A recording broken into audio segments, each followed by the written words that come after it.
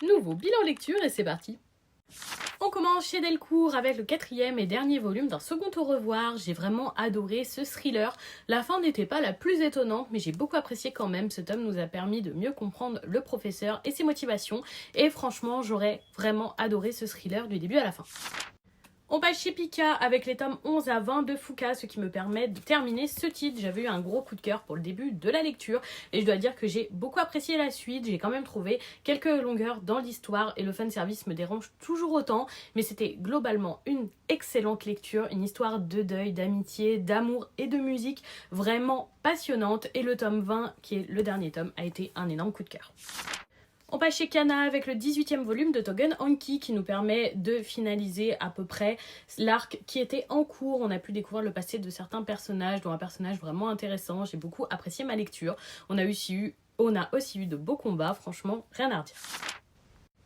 Chez Kurokawa, j'ai lu le 7e volume de Partners 2.0, un titre vraiment très agréable à lire, mais j'aimerais qu'une romance se développe entre nos personnages. Pour le moment, ils ont juste une relation de sex friend et j'aimerais que ça aille plus loin. Donc voilà, je continue d'espérer dans les prochains tomes, mais certains rebondissements de celui-ci me donnent envie de lire la suite.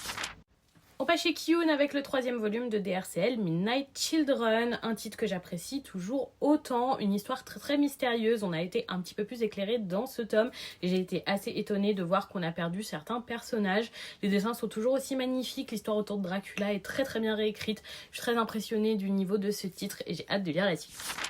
De chez Glénat ensuite, j'ai lu les 3 derniers volumes de Princesse Sakura. C'est vraiment un titre que je vous recommande très fortement si vous lisez des romans de romantasy et que vous ne retrouvez pas ce style en manga. Princesse Sakura est là pour vous. C'est une super fantaisie avec une romance très intéressante. Ces tomes ont été vraiment hyper touchants. J'ai adoré ma lecture. Comme d'habitude, Harina Tanemura a le don d'écrire des shoujo vraiment originaux. Je sais qu'en termes de dessin, c'est assez spécifique et c'est vraiment son style à elle. Mais je peux que vous recommander de découvrir ces titres, que ce soit Princesse Sakura, Full Moon ou The Gentleman's Alliance Cross. Je ne vous recommande pas Lovely Friday. Cependant, lisez Harina Tanemura, c'est vraiment un niveau de shoujo au-dessus des autres et une originalité toujours présente. Je termine avec le 4e et dernier volume de Circe, un manga français que j'apprécie particulièrement, écrit par Anaïs Eustache. Entre science et magie, c'est vraiment un titre très intéressant et original, avec un fond d'écologie très bien abordé.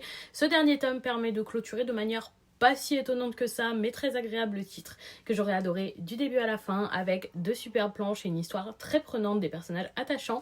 Une lecture en 4 tomes, je vous le recommande vraiment beaucoup.